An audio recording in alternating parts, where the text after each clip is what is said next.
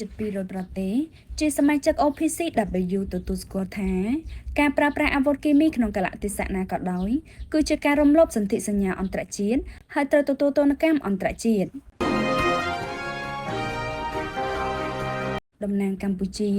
ដែលមានមន្ត្រីជាន់ខ្ពស់ក្រសួងការបរទេសនិងសហប្រតិបត្តិការអន្តរជាតិនិងអាជ្ញាធរជាតិអាវុធគីមីកម្ពុជាបានចូលរួមកិច្ចប្រជុំប្រចាំឆ្នាំលើកទី27របស់អាជ្ញាធរជាតិនៃប្រទេសជាសមាជិកអង្គការហាមឃាត់អាវុធគីមី OPCW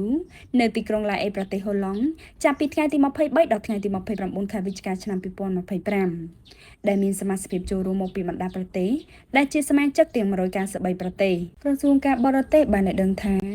កិច្ចប្រជុំបានបន្តក្នុងស្មារតីលើកកម្ពស់កិច្ចខិតខំប្រឹងប្រែងរួមដើម្បីប្រយុទ្ធប្រឆាំងការប្រើប្រាស់គ្រប់ទម្រង់នៃអាវុធជីវសាស្ត្រឬអាវុធគីមី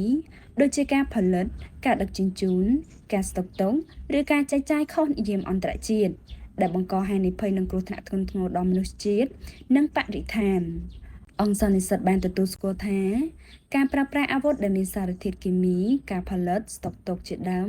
ក្នុងកលៈទេសៈណាក៏ដោយគឺជាអំពើដែលរំលោភធ្ងន់ធ្ងរដល់គោលការណ៍នៃសន្ធិសញ្ញាអន្តរជាតិស្តីពីការហាមប្រាមអាវុធគីមី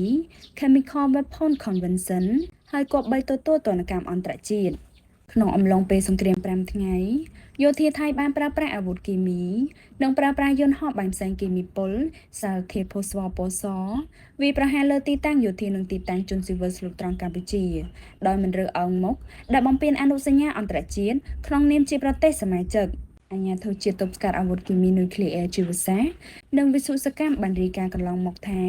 អាជ្ញាធរជំនាញបានរកឃើញនៅសារធាតុជាច្រើនជាង70មុខនៅតាមបណ្ដោយព្រំដែនកម្ពុជាថៃក្រោយបញ្ចប់សង្គ្រាម